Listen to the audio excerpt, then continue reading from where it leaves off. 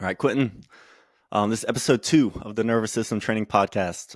Anyone watching this, if you have questions regarding nervous system training, anything related to it, comment them on whatever platform, or you can email nervoussystemtrainingpodcast@gmail.com, and we'll incorporate as many of those questions as we can into future episodes. So let us know what you think. All right, to start it off, we talked a lot about foot training last week, and one thing I've seen on the internet growing lately is an emphasis on straight foot training. I'm curious, in your nervous system training experience, does it matter if your feet are straight when you're training? Some people kind of naturally, externally or internally rotate in the hip joint, and so their feet will flare out. Was that duck foot or in pigeon foot? Um, is that something you look for when you're training? Is there red flags if let's say your feet flare out? Okay, yeah, so that's an interesting idea in the training space right now because there's a lot of people who I call them purists who think like everything should be done with like perfection, perfect straight feet, and a lot of that comes from like the corrective exercise movement from NASM in like the 2000s. They were like big into that methodology, which I think there's a lot of value into that idea. It's definitely helpful, but they're not fully understanding all the genetic variations, amongst people. So last time we were on the call, we established that there's generally three types of feet, right? There's high arched feet, there's flat feet, and there's normal footed, right? And so a lot of the times, people that have different types of feet will have different types of foot patterns. High arched feet, people tend to have their feet out. That's usually more common. And a lot of that's because they can't dorsiflex. Like if here's like my foot, the pinky toe and big toe, it can't lift up very well. Like it can't. So they usually walk, imagine this your big toe, they walk with their big toe leading and they make contact with the edges of their feet. If they were to walk straight, then their feet would kind of hit like this on the surface and they'd be prone to tripping or rolling their ankles. So their body's going to give them the passive safest resistance. They land like this, the big toe leads ahead. Now flat feet people, it could kind of vary. There are sometimes people with flat feet that have feet out because of dorsiflexion issues. Sometimes not. Sometimes they just walk straight. And normal footed people, very similar. I would say sometimes people with that are normal footed, they're a little bit more prone to the pigeon toe type thing. But when I'm training someone, or you're looking at these different variations of feet, I used to be I used to be all about trying to make the feet straight, trying to correct things, trying to get that perfect like alignment. And so eventually I realized that it's impossible. One particular athlete I was working with, he had collapsed arches, good fighter, really fast, really explosive, but he just had collapsed arches and he'd have lower back issues, from that. And I worked with him for a long time. He was like one of my first clients, and we worked together from like 2017 to like 2022. Like a lot of years, a lot of training, constantly trying to strengthen these feet, rebuild his arch, and uncollapse them. And we made some progress. We made the foot tendon a lot stronger. The big toe was functioning a lot better, but it never fixed his flat footedness. It just improved what he already had. Also with high arched athletes, I've tried to make them walk differently. I've tried to, strengthen those areas, all that stuff. Nothing would change. Not even like BJ Penn. When BJ Penn was trained with Mark Rimich, BJ Penn's feet go out like this a lot. And if you look at his system, and his methodology, it never was corrected. So I think a lot of this can't be corrected because this is just how you're born. Some people are born with a certain geometric structure, of how their feet are, how their bones are, how their muscle is, and it's kind of just what you got.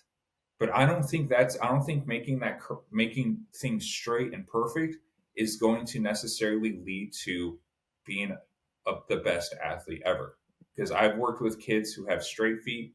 I've worked with kids who have feet that are out, kids who have feet that are in, and not, it varies. Some with feet out, they're actually like the best athletes I ever worked with, and they became professionals. Some people who are pigeon-toed ended up making, the varsity team in basketball, made it to the state semifinals. So I don't think that's necessarily that important which direction their feet go.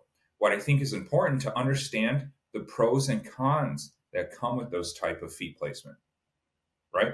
So with high arch athletes, like I said, they're usually stiffer and they usually have more issues with the glutes, the TFL, the piriformis, and quadriceps and knees. They tend to have more issues with that. So when I'm working with someone with high arches, I'm going to do, or with their feet out, I'm going to assess their weak areas. We're going to test the internal rotation, the abduction, the adduction of their legs to try to find if they have biomechanics that are weak or can't generate a lot of force. And then we want to design a program that doubles down onto those weaknesses. And that's what's going to make them become a better, longer lasting athlete. See, I think that's the idea because we all break down. There is no such thing as perfection with the human body. It's imperfect by design. Like evolution is a constant, ongoing adaptation, that's never static. It's always shifting. That's why we have different skin colored people. That's why we have short people. That's why we have tall people. We have all these different genetic variations because sometimes some of those genetic variations will work best, in a certain environment or given a certain goal. Right. So if someone has their feet out, usually their glutes are going to be weak, their TFLs are going to be tight. They might have to deal with more piriformis issues. They might deal with reduction of internal rotation of their leg, which can create instability. They can't absorb kinetic energy at certain movement patterns and can leave them susceptible to ACL issues or patellar tendonitis because they're not absorbing kinetic energy very well. Like it's very quad dominant. Like they're very stiff. It's very jarring to their patellas. So what I'm going to do is I'm going to try to improve upon their weaknesses, but that doesn't necessarily change the way they move or change the way their foot placement is, because I don't think that's necessary. I don't think that's going to actually make them better. I think you got to take what they already have and improve upon it, like double down on their strengths and really try to improve their weaknesses because you're only as strong as your weakest link. And then that will help the athlete generate more force, produce more speed, develop more kinetic energy. And that's what's going to help them in sports, because I've worked with some kids who are feet flat as pancakes. And they were like some of my fastest kids, cornerbacks, wide receivers, 100-meter sprinters. They would fly even though they have flat feet. But they were more they had some cons to that. People with flat feet, they usually have lower back issues, and they usually have hamstring issues because their hamstrings have to overdevelop to compensate for the feet, and the lower back muscles has to overdevelop to compensate for the feet as well. So what you want to do is like, let's improve as best we can of the foot arch. Let's improve the glute strength so they're not so hamstring dominant. Let's make the back as healthy as possible. So for this very short period of life that they're athletes, they can make it with a good quality of life while still developing, while reducing injury as much as possible. But injury is inevitable. If you push yourself into high velocity movements, sooner or later something's going to give. Because, like I said, sports is not healthy for you. It's not healthy to throw a 90-mile-per-hour baseball. That shit is not good for your arm. But it's awesome, so we do it. Does that kind of like answer the question? Yeah, the reason I was asking is I have come across some of those what you're calling purist accounts on Instagram. There's a system GOATA training, GOATA. I don't know if you've come across that. And they've kind of have like a whole marketing thing where I imagine just based on observing that they're teaching their students to market as well as their systems of strength training. But yeah, one guy was finding fault with someone from the draft combine who just ran a 4.3, and he was saying how bad his movement patterns was. And I was like, man, that dude just ran a 4.3. Like, how bad could it possibly be? Right. So, and they're probably right. He probably does have bad movement patterns, but you always got to think about the goal. And this is what so many trainers keep failing at. They keep failing at the core principle of what we're doing. What is the goal? Now, if it's just general fitness and health, like functional patterns is really big into corrective exercise experimentation, right? And they have results. Like you cannot deny that the people that go through their system, when they do their before and afters, they work with a lot of people with scoliosis, very severe skeletal muscle imbalances, things along those lines. When you see the before and afters, obviously there's an improvement. But but that's their goal. Their goal is to not make an athlete generate more force, to move faster, to be stronger. Their goal is to optimize the longevity of that body. So if you only have so much time, because a lot of people don't really understand like the trenches of training an athlete. Because our goals in this podcast, in this realm, in this industry, is to make athletes better. That's our goal. So under that context, when you have an athlete, you have to work with them. That athlete's family has to pay you a certain amount of money that's really valuable to them. You only have a certain amount of hours per day, a certain amount of sessions per week, and they have a deadline. They got to play in 3 months. They got to get ready for a combine in 2 months, whatever it is. You don't have the time, energy, or resources to implement a system that's going to fully like make them like correct, right? Make all the squiggly lines like green instead of red, like in those diagrams. You don't have that kind of time. So what's going to be most effective is if you can take the weak areas that are creating these dysfunctions in biomechanics, make them stronger. So the kinetic forces aren't shearing down weak points of their joints or tendons or ligaments, because that's what most injuries are. It's too much kinetic force. The tendons can't handle all the kinetic energy, and it starts to fray them apart, creating tendinitises, or the impact is so great the energy has to release somewhere, and it ends up releasing through your ACL or meniscus, and it ruptures it. Right? That's what's happening with injuries, especially with non-contact injuries. It's always the body cannot handle the amount of eccentric forces at velocity. So to prevent that, let's try to fix the biomechanics as best we can. They have what they have. You don't have time to invest 2 years or 17 months or something like that to fully fix everything to make them perfect. That actually might take away from their abilities. So I have an analogy. Do you know what an F-22 fighter jet is? Only vaguely. Okay, so it's, Starscream from Transformers for all you nerds out there. So the F-22 is our stealth fighter jet in the United States. It's the most advanced fighter jet, and it's scored the highest on all levels as far as like air-to-air combat. Now, the reason it's such a good jet is because it's designed to have imbalances on purpose. So I'm no like aeronautics engineer, so I'm just guessing but like you got the wings in the back of the plane, you got the wings in the side, and you got the tail wings. They are designed to be slightly imbalanced with each other.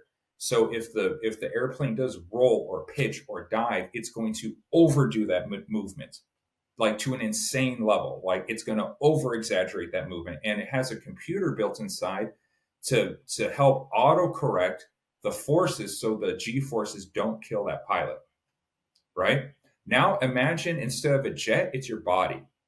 And imagine instead of a computer system that's assisting the jet, that's your nervous system. So if you look at someone like Usain Bolt has anterior pelvic tilt, he has rounded shoulders, and he has fucked up feet, right? His feet are okay, they're pretty bad. But he's the fastest man to ever do it. His imbalances hyper exaggerate his biomechanics so he can generate more force than the other guys. Now, here's the con. If your computer system, like the F-22 has this computer system to regulate the maneuvers, your nervous system does the same thing. If your nervous system can't keep up with the imbalances, the imbalances will run out of control, leading to injury, kinetic leakage, and that could cut your career short, and that could start reducing force. So you have to try to take these areas that have imperfections, try to strengthen them and balance them as best they can, so the fighter jet holds together for that dogfight. But eventually, it's a balancing act. The more they compete, the more these imbalances are going to start running out of control. You got to bring it back in together, and then it happens again. So that's really how at least I observe training athletes. It's not about perfection. It's about enhancing what they got to generate force. Force equals mass times acceleration. The more force they can produce and their nervous system can maintain their imbalances or imperfections as best as possible to handle this force, their career and their quality of life is going to improve in the long run. Because eventually it's gonna, like, Usain Bolt blew out his hamstring, Michael Jordan like developed patella tendonitis, broke his foot, Kobe Bryant burst his Achilles tendon. You are not getting out of this without a problem. It is impossible. And people do not want to accept that idea. Sports is not healthy for your body. So you got to remember, our goal is not to make them healthy as possible.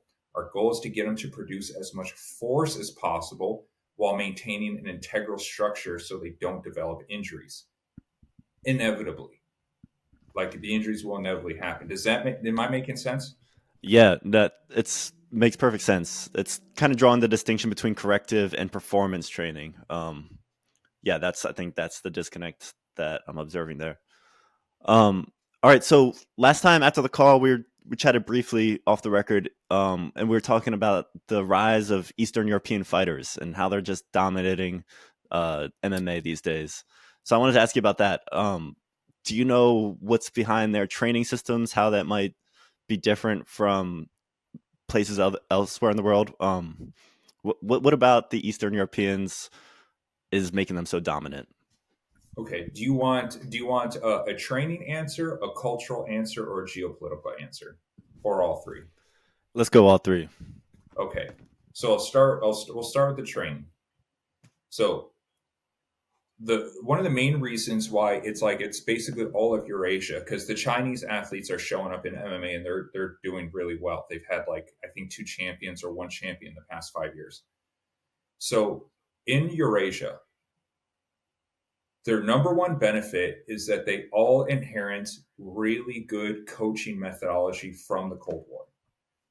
Now they're not necessarily thinking, like, if you go to Dagestan, you work with their wrestling coaches, or you go to Chechnya working with their sambo athletes. They're not saying, like, oh yeah, we follow a Soviet system protocol. They're like, no, this is what my coach did, and this is how we learned. This is just how we train.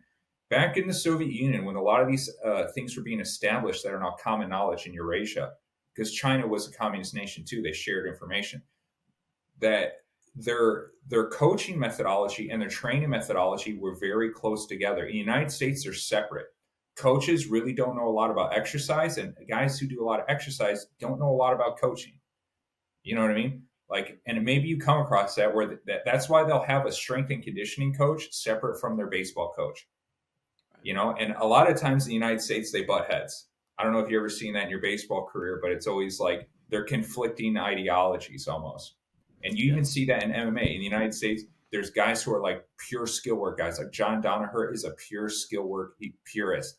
Like, he made the argument that, like, hey, I've never seen a strength and conditioning technique help a guy win a fight like learning the armbar. Yeah, he's right. You know, you could challenge that idea, like, well, without the strength conditioning, he couldn't execute said armbar the way he needed to. So, but there are two conflicting ideologies in the West. In Eurasia, they're blended together because the Soviet scientists and the coaches literally worked in the same department. They were constantly sharing information with each other, coming up with different ideas. And a lot of the coaches were actually scientists as well. Like Dr. Yuri Shahansky, I believe he was a track and field athlete himself, coached track and field, and he invented plyometrics. Same thing with Bondarchuk. He was one of the leading experts in velocity and force generation for, like, upper body modalities, and he was also an Olympic hammer thrower and shot putter and discus guy. So their approach to coaching is fused with their approach with sports performance. It's almost the same thing to them. Now, they may not exactly know it right now. Like, if you go to a Chechen restaurant, like, oh, so you use a lot of Soviet methods. Like, well, no, but this is how we've always done it. But you'll see a lot of them. They work a lot of skill work. They have good training method. Like, if you look at Artur Beterbiev, if you look at his training protocols, he does a lot of skill work things. He also is a big believer in strength and conditioning, but he also does a lot of Soviet methodology. A lot, like, a lot of plyo movements, a lot of weightlifting at high tempo at strength speed. A lot of stuff that the boxers were taught, that the wrestling team, like a lot of these guys were taught these methodologies, and they would have practices like in their circuit training, in their warm-ups, would incorporate a lot of these plyo movements, a lot of these strength speed movements, medicine ball work, like it was all fused together. So that's one area. They have good training methodology as like their base. The second thing is, because they don't have a lot of logistical resources, that was always the downfall of Eastern European athletes. Is they and I know this because I've talked to a lot of Eastern European coaches from that era, even some of them who have been in my training program. They've always said, like, Russia can produce a lot of things, a lot of scientific work, but they cannot get the materials to implement it into the market. They suffer from logistics, and that's like their manufacturing process. Like, name me a good car from Russia. Like, they don't manufacture anything, nothing's really great. Their training facilities are never up to date. Their strength equipment, a lot of this stuff is homemade. Like, if you look at Fedor Emelianenko's training camps, he's still training out in the dirt, like outside, because they don't have a good facility. So they never had great facility access. So they really had to work with what they got.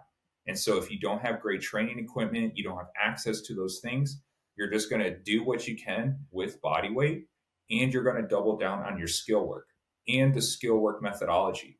See, in the United States, our athletes are good not because of our coaches. They're good in spite of our coaches.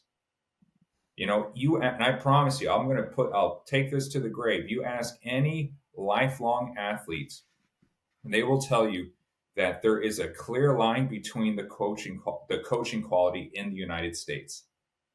That's why there's privatized leagues. That's why there's invitational leagues. And I know for a fact that it's only going to take you an hour to work with this coach for you to be like, okay, this guy doesn't know what the hell he's talking. He's just a volunteer, right? Because there's no incentive for coaching in our country. Most of our baseball coaches are just parents who volunteer their time, or they're former athletes and they get paid like maybe $30 an hour to help out some kids, right? Mm-hmm. But if you look at other nations who take coaching seriously, where they have career paths in coaching, like look at Japan's baseball programs. Phenomenal, very precise, very their methodology is very structured. They can, maybe they don't produce the best baseball players on a global scale because they're a small country, but they produce consistent baseball players, consistent hitting averages, consistent techniques. A lot of their athletes, have you ever watched Japanese baseball? They all kind of have the same biomechanics. If you look at baseball in the United States, it's a mess. You got people who hit in all different stances. You got guys who do all sorts of weird pitching techniques. Some people throw their leg really high and go into it. Some people like jump into their pitch. You have all these techniques that are just put together like bush league, like backyard baseball. Well, hey, if it works for you, great. I don't, what do I know? I'm just a high school math teacher who volunteers to help with softball. Yeah. Right.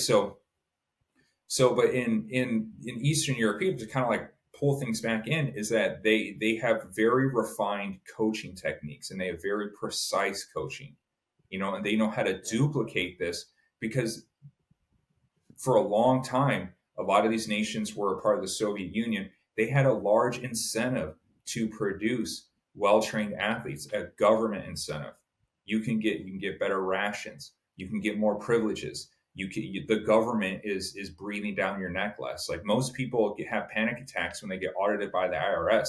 Like, if you're in a communist nation where they literally can just show up to your house, arrest you, deport your family, send you to a Siberian camp whenever, no warrants, no cause. Like, can you imagine the anxiety of living in a society like that? So if you can produce good athletes, the government's going to leave you alone. You're probably not going to get audited by like their government. The KGB is not going to be knocking at your door to make sure that your teachings are in line with communist ideals.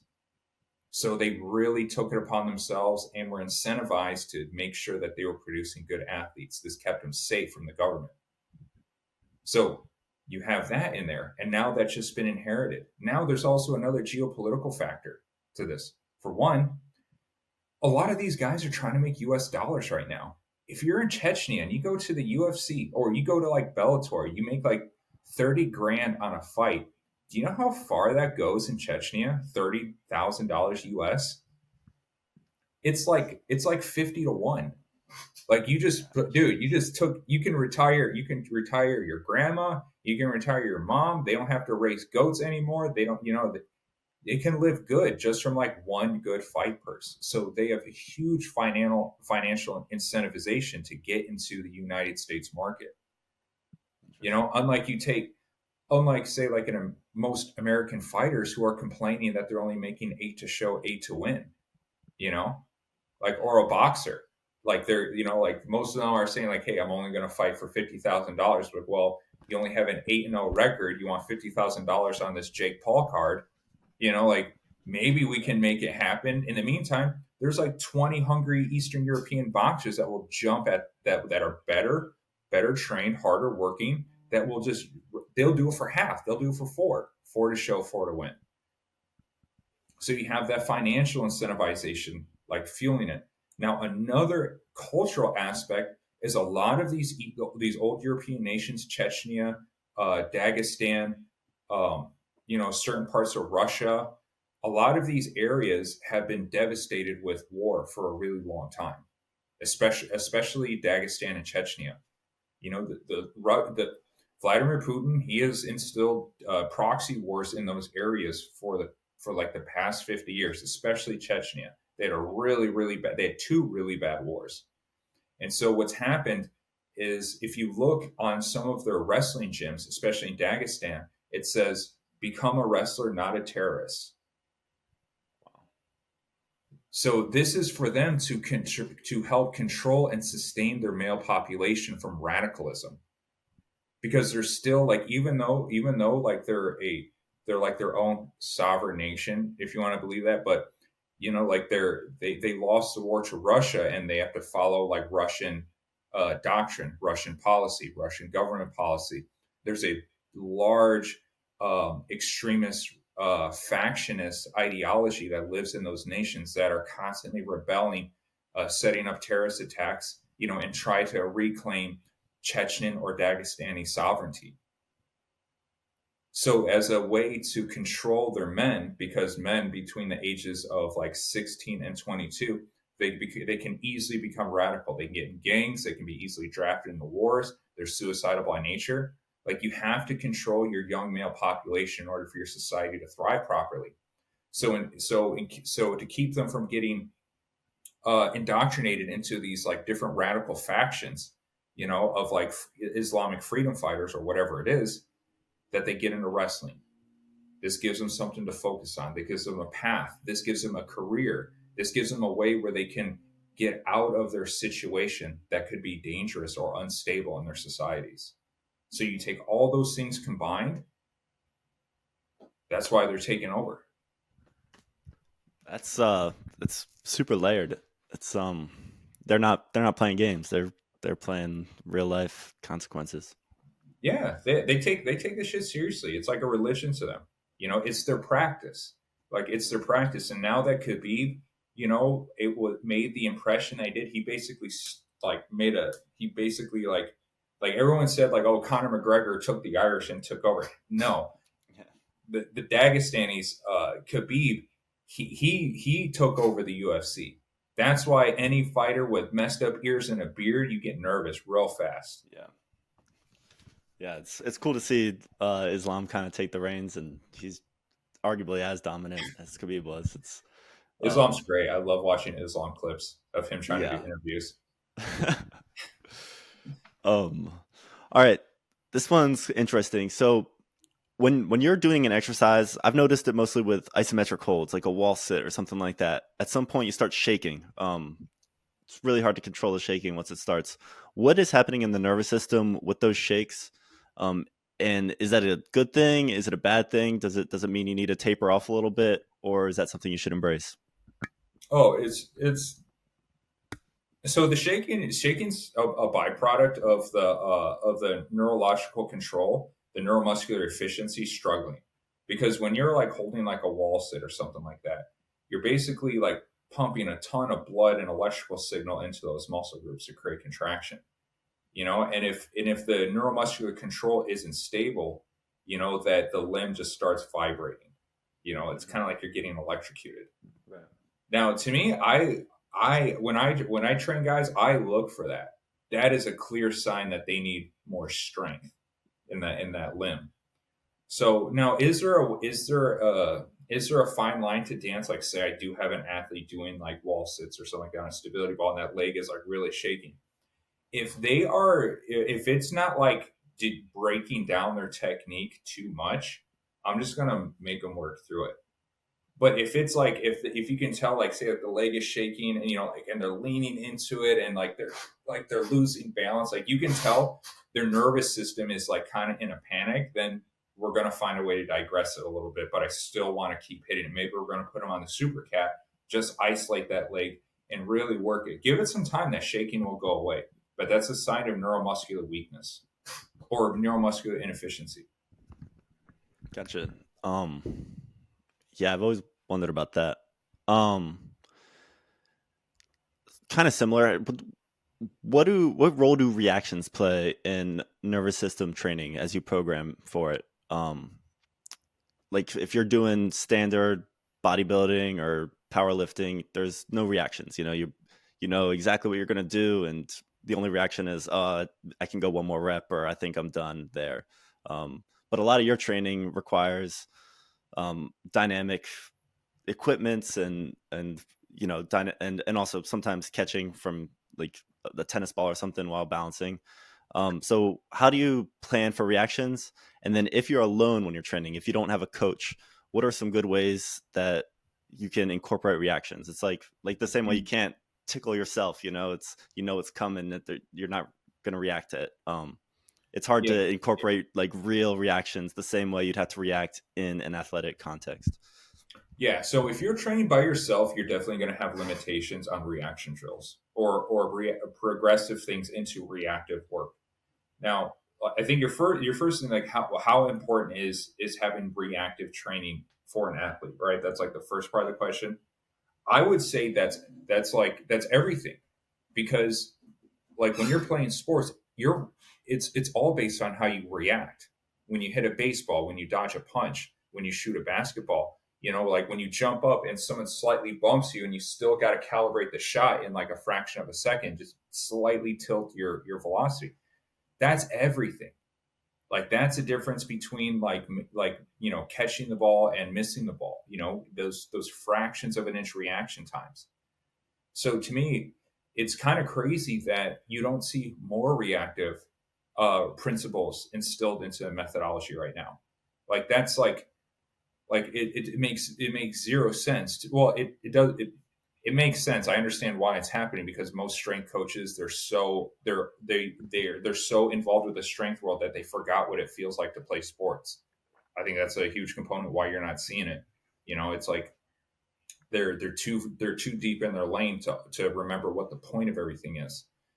Now, as far as implementing reaction drills, like if you want improvements on hand-eye coordination, reaction time, fast twitch response, have you ever had those moments where, like, we'll keep referencing baseball because it's most relatable to you. Like, have you ever had those moments where, like, it was where the pitch seemed like you knew exactly where it was, you're about to swing, and then the ball just like he slightly puts a little spin on it, and it kind of like it makes a movement you weren't ready for, but you're already swinging, and you're kind of like trying to make like that last minute adjustment, right? Yeah, So for sure. you're not telling your body to do that. Your nervous system is kind of like calculating in real time, how can I slightly change my trajectory to react to this?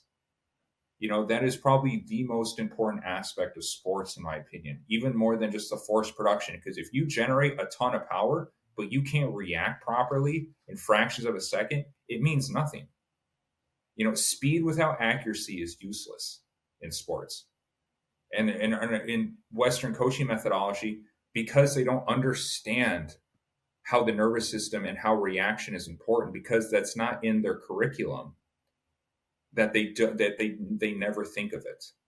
Now they do have some modalities, to try help with that, but a lot of the times, because like foot and ankle doctors are a separate department than was it CN or CSCS coaches, right? They're like two separate categories. They're not sharing information like the Soviet Union did. They're not understanding that there's a correlating factor between the two. One is designed to make you, more powerful. The other one is designed to enhance like your foot health. So there's like a gap of what they're seeing. So if you want to really improve like your reaction time, or your reactivity in drills, there's a bunch of different ways you can do this. Like I always started with balance training, getting them to react to things while they're balancing, because when you're balancing on the slant boards, you're starting to tap into those involuntary proprioceptive responses.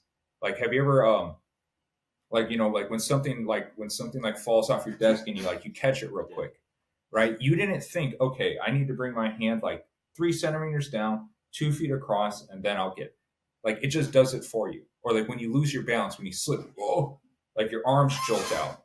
You have a built-in mechanism in your spine to process proprioceptive information, and that's how all animals develop like their movement. Like leopards don't train, but they have phenomenal agility and they can redirect their velocity in real time because their spine can process that information for them. And it's too slow if it gets processed in the brain. That's why they say don't think. Like, hey, you're thinking too much. Just relax. Just do what you do. Like when you're out to bat. So it's too slow and you're fractions of a second short. So by hypertraining the feet with coordinating reaction, like taking a tennis ball, throwing it against the wall, when it hits the wall, it's going to have like imperfect, like the trajectory is going to be slightly imperfect. So you got to react to that, and now you're hyper stimulating that neurological pathway. And that also is going to create stronger areas of neuroplasticity in your brain. So your brain, your neocortex and your brainstem can communicate that neural pathway more efficiently. And now your reaction time, your autonomous, improvised movements in sports becomes more dominant instead of it just happening once in a while. Because we all have those moments where like there's like a moment of genius, like in your performance, you're not sure how you did it, like your body just did it for you. Well, guess what? That's how like 99% of all animals are operating. That's why they're such better movers than we are. Like a snake. A snake doesn't think about its movement, it's just programmed into it. Like it's involuntary, it's autonomous. And so you can tap into those moments of genius more often by hyper accelerating certain mechanics to like tap into that autonomous function. And you can really hyper stimulate that by balancing on hard surfaces on your forefoot with hand-eye coordination. Then you can take it a step further where like let's say you're doing speed and agility movements, where you can start having reactive call-outs. We did this a lot like with our athletes on like the agility ladder. Well, they'll have like a series of patterns, like they'll have high knees, lateral shuffle, karaoke step, right? And so they run through the drill, and and whenever I say change, they have to stop and change direction. Then I'll say change again, they have to stop and change direction, right? So they have to react to my call outs just like they are in the game, where they have to see things, they have to hear their coaches, they have to look at, all of a sudden you see your parents, and then you're focused on the game again. Like you have all these different forms of sensory information, like overloading your system, and if you don't know how to process that information correctly, it's going to manifest in error. You're going to hesitate, you're going to make the wrong move, you're going to pass the ball unnecessarily because you're getting overloaded. You can't process the information, you might panic. So you can condition the nervous system to handle all that stimulus by artificially creating it in the drills. So you can do things where I'll have them doing their speed and agility, where I'll tell them like, okay, we're going to do typewriters, we're going to do karaoke shuffle, we're going to do lateral shuffle, and we're going to have change direction, and we're going to have left turns, and we're going to have right turns, and I'm going to throw a tennis ball at you that you got to catch and throw back to me. So then they're running the drill, they're changing, like I'll call it change. I'll throw a tennis ball, they got to catch it, throw it back, turn left, turn right, karaoke shuffle, typewriters. So they got to change their movement, change direction, and coordinate themselves. So I'm overloading their processing system. So if they can start doing that, where I'm really hyper stimulating. I'm throwing almost too much at them, riding that fine line between what they can handle and barely falling apart. Then when they get into the game, now their nervous system is conditioned to process multiple forms of stimulation, and multiple reaction cues much more effectively. Yeah, I love it. Those are the moments I play sports for. I do jiu-jitsu. I just joined a flag football league, but it's those moments where you don't even know what you're gonna do. Your body just does something, and then and you I remember it, and later I'm like, well, how did my body know what to do? What stimulus was I responding to? And I Mm-hmm. just that they resonate, and that's what I live for. Kind of a history question about the reactions. Um, and you this was before I was a UFC fan, so maybe you can help me fill it in. But I remember seeing an interview with George St. Pierre, GSP.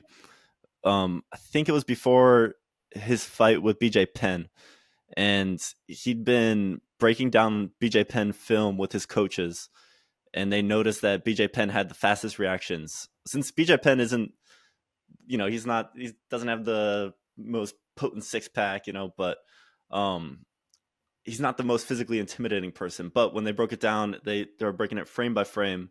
They noticed BJ Penn's reactions were the fastest. And I know GSP and BJ Penn did nervous system training. Um, I was wondering if you know the timing of them implementing that training relative to their fight against each other. Yeah, yeah. So yeah, this yeah, absolutely. Okay, so BJ Penn and George St. Pierre, they had two fights. They had one where I call it like fat BJ, and like nervous system BJ. There's like two versions of BJ. One with BJ was kind of like he was kind of like a fat boy. He choked out Matt Hughes.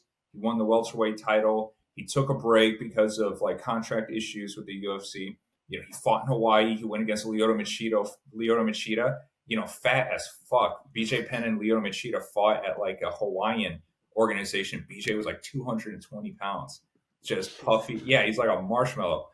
And then BJ, because BJ never needed to fight for money. He comes from a very wealthy family. They run like an agricultural business in Hawaii, so he's always been pretty set up. So he's never had huge incentivized to stay active. He just did it because he loved it. And so after BJ Penn retired the belt, did his own thing, he came back and he asked for a title shot like right off the bat. And everyone's like, okay, well, we'll set you up with a fight against Jens Pulver. Because the fans haven't seen you in a long time, we want you to do the Ultimate Fighter. It'll be you and Little Evil. Will go head to head, right? Ultimate Fighter happens. BJ Penn beats Jens Pulver. He gets the belt. Great. Then BJ has to defend the belt. Then he defends it against Sean Shirk, right? Beats up Sean Shirk, and that's like, damn, BJ's like a motherfucker, and then BJ fights Joe Daddy Stevenson, turns him into a bloody mess. Defends the belt 3 times now. Now BJ's like, hey, I already won the welterweight belt against Matt Hughes. I went down to lightweight, defended it 3 times. I want to go back to welterweight, and I want to be the first double champ. And they're like, okay, well, we're not going to give you a title shot right off the bat because George St. Pierre has been dominating. So he's gonna what you guys can do if you guys want to fight Matt Hughes again, you guys can have like a title contention match. And so that's when they both had the fight. BJ Penn like laid an uppercut on George's nose, like made his nose all bloody. That was the first time George really got rattled, with his fighting ability. Both of those guys have never done nervous system training to that point. Neither one of them. Right? Actually, I think I'm getting my timeline off. I think he like beat Jens Pulver. Maybe he fought George, what we're talking about now, and then lost. Right? He lost against George. No nervous system training. Then I think BJ went back, fought Jens Pulver, then fought Joe Daddy Stevenson. I think it happened like that. I can't exactly remember, but somewhere along those lines. And then George St. Pierre and BJ had a chance to fight again for the welterweight title. Right? They're having their rematch. Still, neither one of them have done nervous system training. George St. Pierre, this is when George was, when he started wearing the tight pants. Remember, he made that popular. He basically was fighting in his underwear, and this is when George got really good at wrestling. He started like training with the Canadian wrestling team, and George was just smoking everyone. He was like, this is when he was elevating to GOAT status. And so George and BJ have their rematch. Now, because of that rematch, when George was very scared of BJ, rightfully so, and BJ was kind of like a little overconfident, Like you said, Farasa, Hobby, and George were studying his film, and they realized that his reaction is insane. His boxing is insane. But without his boxing, he doesn't really have anything. He's only won by one type of submission. That's rear naked choke. BJ has never armbarred or triangle choked anyone. If he gets your back, you're done. If you box him, you're done. If you neutralize those two areas, BJ doesn't have a lot of answers. And so that's when George St. Pierre was studying BJ, and they realized so how do we neutralize his boxing? It's like, well, we got to make his arms heavy. We got to wrestle him down. And that's what he did. Made his arms fill up with blood, neutralized his ability to snap, drain his anaerobic energy system so it couldn't replenish. And George just beat the shit out of him. Phenomenal performance. Still no nervous system training until after that fight. When BJ lost that fight, that's when he realized that his talent is not going to be enough to beat these guys. Like George was solidly talented, but his strength and conditioning was solid. Wasn't great if you look at the methodology, but it was solid, And so then BJ's like, okay, how do I make these kind of improvements so I don't get beat up like I did by another guy like George? So that's when BJ's brother met up with one of the Marinovich brothers. They're both in California. They're both like in the same area. Was familiar with the Troy Polamalu training and BJ's family. They were looking for a new system for BJ's fight against Kenny Florian. And so that's where they kind of linked up, somewhere in the Southern California area. And BJ did his first training camp in the United States with Mark Marinovich. They didn't go to Hawaii at the time. They started implementing the nervous system training at Tom Perillo's gym called RCVA or whatever. You know what I'm talking about? You heard of that? Yeah. And that's when BJPenn.com, he would like show video of it. And that's when he first started implementing the nervous system training. And that's when BJ transformed himself, was after the George St. Pierre fight. And so then the rest is history. BJ Penn works with the Marinoviches, becomes unstoppable, kills Kenny Florian, absolutely murders Diego Sanchez. And then BJ stops working with the Marinoviches leading up to the Abu Dhabi fight against Frankie Edgar. Yeah, Abu Dhabi or Dubai, somewhere in the Middle East, right? Very controversial card. That's when Anderson Silva fought that one Brazilian guy and basically did nothing, and he made like a mockery out of the fight. It was like a really embarrassing performance. And so somewhere in between the camp leading up to the Frankie Edgar fight, Frankie Edgar and Jason Perillo were doing the fucking United States thing where they're button heads with the performance coaches because they're not seeing that these things need to be intertwined. They're not separate categories, And so Tom Perillo wanted BJ to do more sparring. He felt like BJ was overtraining, all these things. And Mark Renner's like, no, like, listen, he needs to do this training. Then he does his sparring. If he's tired in sparring or he feels weak in sparring, who cares? He doesn't need to win sparring matches. He needs to win the fight. And that's what a lot of fighters, they get very insecure about their sparring. They're like, oh my God, I had a bad sparring day. I'm going to lose, which equates to nothing. It equates to absolutely nothing. It's just their ego took a hit and they can't handle it. Right? And so that's when BJ, he was just questioning them too much. He was already slacking in training. And Tom Perillo was putting too much resistance, planting unnecessary seeds in BJ's head. That's when they stopped. They pulled the plug. They're like, all right, listen, you're not going to listen to us. You do your thing. Good luck. We're going to go do our thing. Marv is not going to tolerate it. And so BJ did not complete his training camp, and obviously you could see he lost to Frankie Edgar. He performed well, but not good enough. He could not make all 5 rounds. And Frankie Edgar, this is when Frankie Edgar was prime. Frankie Edgar had a phenomenal gas tank. And so then as time goes on, Marv Marinovich, separated from BJ. Marv Marinovich had a disciple named Gavin McMillan who helped with the training at Troy Polamalu. Apparently Marv had implemented a gym in Southern California where Gavin McMillan was the head coach.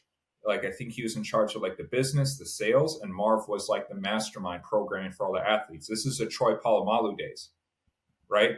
They separated from each other. Gavin decided to do his own thing. Marv wanted to do his own thing with BJ. So they split the business apart. And then Gavin McMillan developed a company called Sports Science Lab. He went independent, right? He kept working with Troy Polamalu. That got him access to other high-level NFL players and professional athletes. He started running his business. And then eventually Gavin McMillan started working with Freddie Roach's boxers. Some of his boxers were having issues. A friend of a friend probably connected them, and that's when Gavin McMillan started working with Miguel Cotto, Ruslan Provodnikov. Who's the other guy? I can't remember the other guy's name, but he started working with Freddie Roach's boxers, started implementing the nervous system training, started to instill these sort of ideas. And that's when Gavin McMillan was introduced to George by Freddie Roach at Black Card Boxing, or whatever it's called. And so George, remember George was working with Freddie Roach. They were doing things, and everyone's like, "Oh, George is a boxer." Like they thought George was going to become a professional boxer now. George worked with Freddie Roach leading up to the Josh Koscheck fight to improve his jab, which he did and broke Koscheck's orbital. And so then George is getting ready to fight Nick Diaz, for 2011. He blows out his ACL. I don't remember how, but he just did it. He had to get surgery. He needed a good way to come back. And that's when Freddie Roach said, like, hey, you got to start working with this guy named Gavin McMillan. He's done great things with Miguel Cotto. He did really good things with Provodnikov. He's really helped. I think you'll get a lot of benefit out of it. That's when George started working with Sports Science Lab doing the nervous system training to rehab his post-knee operation. He had a ton of success. And George is a very open-minded. He's an optimistic guy about training. He's open to new methodologies. He wants to be challenged in different ways. And George still does the nervous system training till this day. You go on his Instagram, he's still doing balance pipes. He's got supercats. He's got iso machines. He does ball work training. So he kept it going because he really liked the results. And that brought George St. Pierre back into the UFC spotlight, defended his title, and he's never had a serious injury ever since. And then, so it's like two different timelines, but they all came from like the same core group with Mark Marinovich. Super cool. Yeah, I think I can't remember exactly. I think George was my introduction to the idea of nervous system training. There was some video I saw of him doing pool work. Yeah. And George is a cool guy. And I George dove down the rabbit hill. Yeah. All right. So I'm a trainer. I work with clients, and I'm relatively familiar on how muscles respond to training. It's smaller muscles will be sore the next day, bigger muscles will be sore, delayed onset muscle soreness 2 days or 3 days, and it'll persist for a few days, and then you recover. How does the nervous system respond to training, and how does it improve? I know muscles, they break down, and then proteins come in. They get just a little bit bigger, a little bit stronger than they were before you worked out, if you're eating enough nutrition. So what is the biological process for nervous system training? How does it change as you train? Okay, so the best way to keep this simple for people, because I don't want to throw in a ton of scientific terminology, for your everyday person. So the primary difference is the nervous system focuses on developing strength, not size. Okay. Right? So if you look at someone like Max Holloway, he's definitely an athlete. When he fights, like he looks strong, but he's not big. Mm-hmm. So why is he so strong without having the muscle size? Because strength and size are two different things. You can develop muscle size with lightweight, as long as you hit failure and you tear the muscle tissue apart. But that doesn't help you produce more strength. Like that's why. Have you ever you're currently in jiu-jitsu right now? Yeah. Okay. Yeah. Have you ever rolled against a guy that's a lot smaller than you, and he just destroyed you? Yeah, and I've noticed it with like climbers too. Climbers always just have that natural strength where they as soon as they grab, I'm like, oh man, this is gonna be a long round. And have you ever rolled with a guy that's bigger than you that doesn't feel like his grip is like digging into your skeleton? Yeah, 100%. Yeah, that's the difference between weakness and strength, not size. Size does not equal strength. Now, a lot of people assume. I think we're frozen. Now, a lot of people assume that size and strength are the same thing because they don't understand physics very well. Force equals mass times acceleration, right? If you're a big guy, you don't need a lot of acceleration to produce force, so they assume, oh my God, this guy's strong. No, he just has a lot of mass, so the force vector like skyrockets. If you don't have a lot of mass, you need strength to produce more force. Now, when you like squeeze your hands together, like pressing my fists together, I'm creating a huge amount of force, right? Now that force doesn't turn into velocity, because I'm meeting like an immovable object, but I'm still producing force, nonetheless. Now that's what we want. Now force doesn't always have to be fast. Force can be slow. So we really emphasize on isometrics. We want thickness, like Max Holloway. Max Holloway is very thick. He's got very thick, dense muscle tissue, very thick tendons, very big bones. Have you seen his hands? His hands are fucking huge for his weight class. He's got a really thick skull. You want the tendons to be nice and elastic and thick so you can produce more force. And that's what you're feeling when you roll with a guy that's like 130 pounds. But when he puts you, like when he locks onto your rib cage, you feel like your spine crushing because he can generate more force. He has more strength. And so the best way to do that in the nervous system training, we're trying to build the tissue density. But you can't just rely on that alone because that will make you too rigid. That'll make you too stiff, Like you can't be stiff when you hit a baseball. You have to be relaxed. You have to have that recoil. So that's where the baller training comes in. The baller training develops the elasticity and the neurological connection so the arm and the nervous system know how to coordinate and manipulate a limb with a slight eccentric load with water that's slightly reactive, right? You're getting that. Yeah. And then all of a sudden, now you have a ballistic, elastic training component that you can thicken and densify with isometrics to generate more force. And then you can apply that into power and velocity with plyometrics. So we're not interested in tissue breakdown. Like tissue breakdown is simply a bodybuilding mechanism.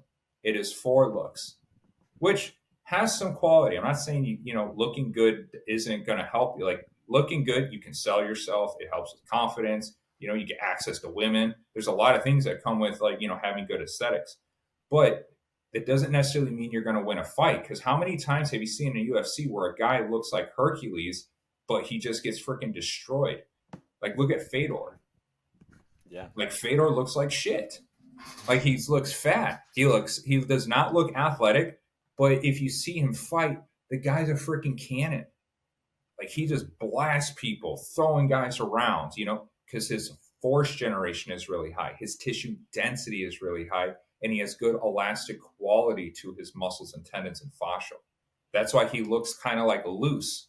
But when you see his still shots, like when he's punching, he looks really ripped because his muscles can relax, they can recoil, they can intensify, then they can relax again, producing more force, more velocity, more power, better strikes, better takedowns, and on top of like good Soviet-esque philosophical training with a good gas tank, great coaching, you get to go. Yeah, that's fascinating. I'm a big fan of any of these kind of non-aesthetic guys that win. It's just fun to watch. Yeah. Um, yeah. All right, I've got a few more. I'll ask one more for today, and we'll save the remainder for next week. Why do you think nervous system training isn't more mainstream with such a strong track record? Man, Yeah, I've been. it's We got probably some. a long one. I know it's like the third long rant. These poor listeners just listen to me just scream my head off. Bear with me, people who are listening. I promise you, like this is like it's ranty, but this is good stuff. So this kind of does lead up to everything we've covered. Does kind of lead up to this question right now. Why is this not mainstream? And I get this all the time. And I get this in the comments and the DMs, like this training system isn't going to help. Like, where's the scientific information on this? Like, where are the studies? To me, when people say where are the studies, that's the same as to me. I have the same sort of reaction when I hear people say like, if we evolved from monkeys, why are there still monkeys? Like, well, it's a big misconception on how evolutionary processes actually work. You're just like you're trying to make like not every shape like one plus one, does equal two. But when it comes to like how the universe works, things are very complex. Like helicopters are complex. These ideas are not easy to understand. So how it works is majority of these scientific principles that the nervous system training utilizes have been proven, just in different settings. People know that foot strength is beneficial for your nervous system, your reaction time, your coordination, and your ability to generate force, but it doesn't always get studied because of money, because of grants, because of the university. I mean, look at it this way. I personally do not think university studies are the most reliable field in industry right now, because they literally had a man in a women's swim league, right? Where are we investing this money? Like, what are we doing? What are these universities doing? Clearly, there's a flaw in their process to conducting studies and logically coming up with facts with science, right? Now, universities have had a ton of tremendous breakthroughs, but their primary job is not to create breakthroughs, is to test ideas. That is the primary job of the university. Where do the ideas come from? Is a question I'm asking you. I don't even know. Um, I guess follow the money, right? That's one. There you go. Yeah. Okay. Follow the money. They come from phenomenons in the industry, anomalies that show up that we can't explain. Like if you look at the TRX has been around for like 20 years now, like since the early 2000s, right? Do you think a bunch of scientists at University of Michigan were thinking of a way to invent the TRX, study it, implement it, and then sell it? No, it was developed by a guy. I think he was like big in like rock climbing or something, right? And he just had this idea, like, and this idea has been around forever. People used to put their gi belts in their door frame to do like different resistance exercises, like this here, and then all of a sudden, like he invented this tool, right? Because privatized practitioners like you and me, we are the ones who innovate. We are the ones who test new ideas. And then if it creates enough anomalies that the results produce enough value, then the university will try to conduct a study at $500,000. That's another factor we're going to get into. So the TRX was invented.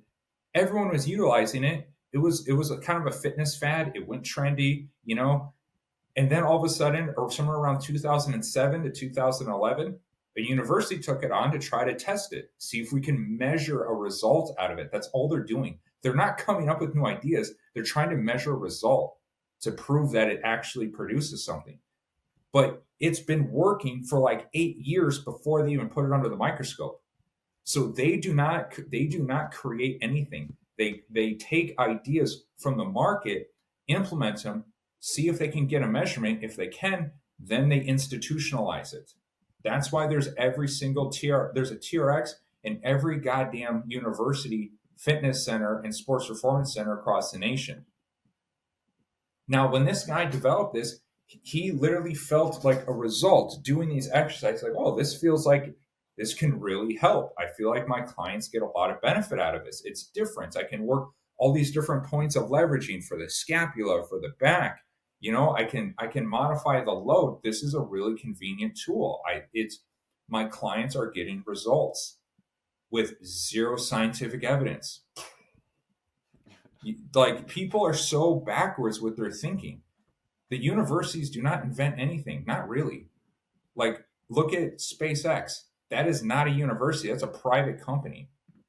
They if you look at like the invention of like the nuclear bomb, that was not done at a university. That was done by a private company.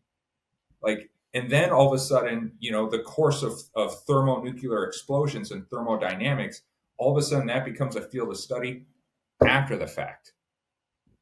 This is how it works in universities, and people don't understand that. So the nervous system training is yet to be studied.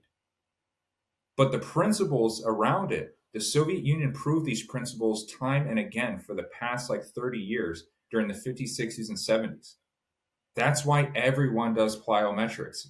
That's why every sports team in the world does box jumps.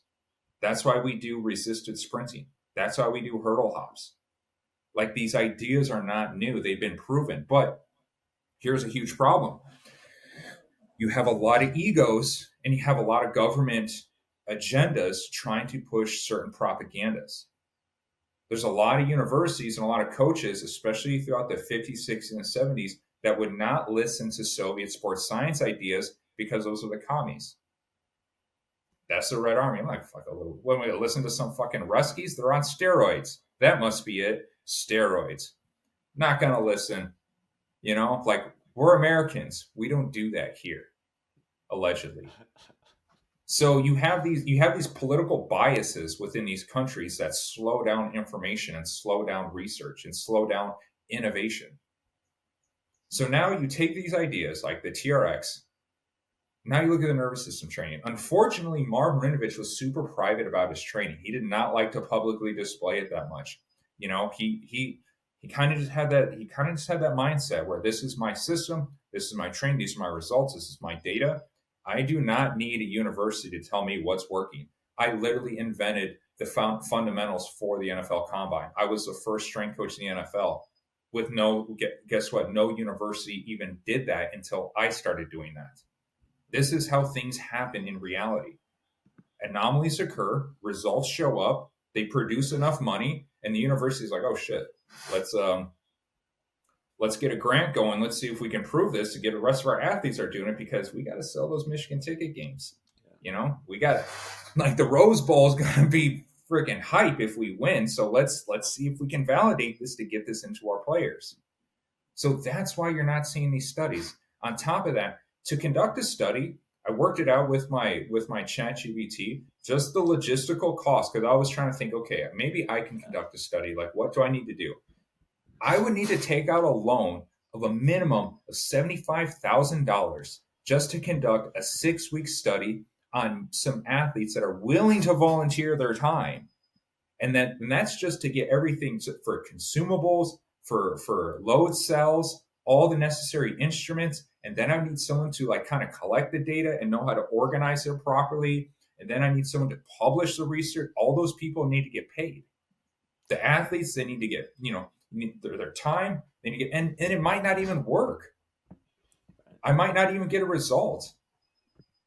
So these athletes, when people are going to volunteer their time for free, they're going to take 2 hours out of their day 4 times a week to see if maybe this is going to work. That's hard. That's hard as work. The average study at a university costs up to $250,000. That's crazy. Yeah, and you gotta get that money loaned to you. You gotta get the volunteers. You gotta risk your scholarship athletes who are on an $80,000 a year scholarship to do an experimental training methodology that may or may not work. And then you got to get it published. And then you got to submit it to journals. And then you have to have other sports scientists critique it and challenge it, to have it have any credibility in the industry. Now, in the Soviet Union, they didn't need all that shit. They literally could just conduct a study, like they were literally to tell the government, like Nikita Khrushchev, like, hey, we need an extra 50,000 rubles to make sure that this plyometric training works, and the Olympics are only 6 months away. And we need 10 more athletes. They're like, yeah, sure. Let me just make some calls. They literally would just call people like, hey, we need you at these following locations at this time, and don't be late. Click. Because you knew if you're late, you're going to jail. Yeah. So, and what are you going to ask for? Like they didn't care about selling tickets. They wanted gold medals. So the athletes would show up unpaid. We'll give you extra food. We'll leave your family alone from audits. Okay, I'm going to go. And it was an honor system. Like, oh my God, we got selected for the state. In their minds, it was like a big deal. And then you had scientists. Dude, the KGB would literally find scientists at their location, show up to their office, and just grab them, put them in a truck, and drive them to a place. Like, hey, this is where you work now. Dude, it's like, what? Like, that's like some fucking science fiction shit. But this is how this is how they operated for almost 100 years. So they were able to do study after study, measurement after measurement, breakthrough after breakthrough at record speed because of this system. In the United States, we don't have that. We have freedom, we have choice, we have markets. The NFL didn't start innovating things until they started selling tickets. Until the 60s when everyone was watching football. John Madden just got a coaching job. Like this is like, they started to generate some revenue. Okay, let's see if we can innovate this a little bit now that we can afford to do it. So you combine all these factors together, and now you have an innovative scientific approach that evolutionizes the Soviet training system and takes training methodology to completely uncharted territories. In the meantime, the universities are the lead authority on sports performance instruction when they are not the innovators. That makes zero sense. But then again, I guess so. I guess a man in a women's sports league makes more sense. I don't know. That's just where it's at right now.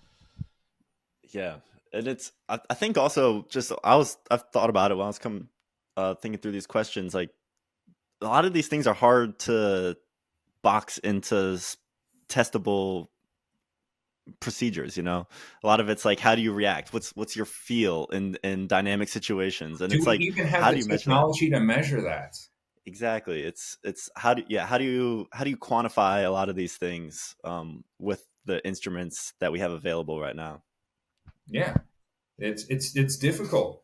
It's really difficult, and that's what the beautiful thing about MMA, and that's why I think the martial arts space is embracing this training more than other training spaces. Because one, we're different. We're counterculture. We're like skateboarding. Yeah. We're like graffiti tagging. We are different. We're rebels in the sports industry. Number two, this is the only sport where you can literally isolate one bodied athlete, implement a system, and test it live on camera in real time. Hmm. What other sport can do that? Yeah. And it's 100% privatized. Like I look at this. Were universities making scientific studies when MMA was being developed? Like, did they like, oh, wait, if we use 4-ounce gloves and we mix jujitsu with judo and boxing, we have an. No, that's not how things happen. Things happen organically through privatized markets. Yeah. MMA was an experiment. It was like a mutation of martial arts methodologies and training, and then it's rapidly evolving, and now it's literally spearheading innovation. It's the number one sport well, not the number one, but it's the fastest growing sport in the world right now. It's producing some of the most interesting and innovating training techniques because now they have no restrictions. There's not a whole team you have to provide training for. There's just one guy, Hmm. and it's tested. You can literally test the results in real time, and it makes money. Yeah. So it covers all areas. It covers all areas that are hurdles for scientific study: money, bodies, and implementation. MMA can cover all three. And that's why I think the martial arts space is embracing this training methodology because we have the space for it and we're pretty open minded. We have the highest consequence of failure. If you fail at your sport, you basically got into like a car accident, the amount of damage your body can sustain. Hmm. In basketball, we got another game in 3 days, whatever, Yeah. right? Everyone's fine. No one's really hurt. Maybe your knees are sore, whatever. You don't have to get like your skull like stapled back together. Yeah. Yeah. And what I love about MMA too is the results are black and white. Black It's and white. yeah. There's like in baseball, the best team still loses 60 games a year. So it's I don't know. In MMA, it's someone wins, someone loses. The better guy wins. Whoever's better that night, Hmm. and you can't argue it. Yeah, yeah. So that's where I think things are heading. So whenever I hear people say like, "Oh, how come this hasn't?" Well, it has been studied. It just hasn't been. All these methodologies that make up the nervous system strain, they all have proven scientific principles backing them. Now, the modalities have been slightly modified and sharpened to be improved upon, but all the principles have been proven a long time ago. But most people think that new inventions are literally born out of universities like a human being, and they're not. Yeah. Awesome. Well, this is good stuff, Quintin. Again, anyone listening, like, comment, subscribe, leave your questions in the comments, DMs, or email to nervous system training podcast at gmail.com, and we will incorporate them as best we can. So yeah, thank you much. Yeah, thank you, man.